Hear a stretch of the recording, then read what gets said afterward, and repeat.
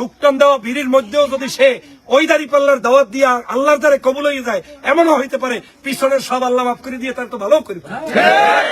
পুরুষদের জন্য পরামর্শ, আপনারা চা খান দোহানে,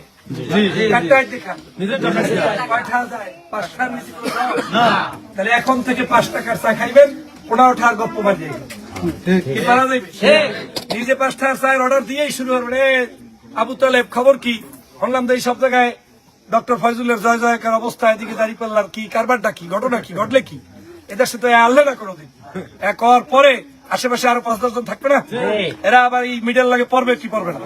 এই প্যানাই আপনার একটা বড় ধরনের খেদমত, যেটা আপনার 100 টাকা খরচ করে করা লাগে না। দৈনিক বিড়ি খান না 5টা-10টা, ওই বিড়িটা যে দোকান থেকে খাইবেন, ওই বিড়ির অর্ডার দেবেন, আর লগ লগ বিড়ির একটা শুকটান মারিয়ে লগ লগ কি খবরটা কি কবে তোর এই যে কারবারটা কি দেশে দেখছো, দাঁড়িপাল্লা ছাড়া এদের সাথে কোনো মানুষই দেখি না।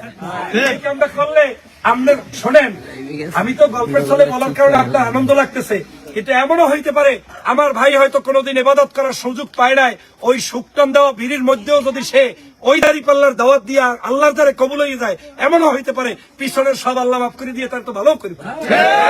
অতএব কোন অবস্থায় বসে থাকবেন না, যে জায়গায় যাইবেন ওই জায়গায় দাঁড়িপাল্লা দাওয়াতে রাজি আছেন ইনশাআল্লাহ। এতে কি টাহা লাগবে? ওই যা খাই হেই আবার খামো ফাহে দাঁড়িপাল্লার গান কইয়াম কি পারা যাইবে? 3 নাম্বার, আমরা ভদ্রলোক স্বামীরা মোটামুটি বউগুলোকে তো খাতিল আছে না নাকি? খাতিল আছে, কোথায় খাতিল আছে?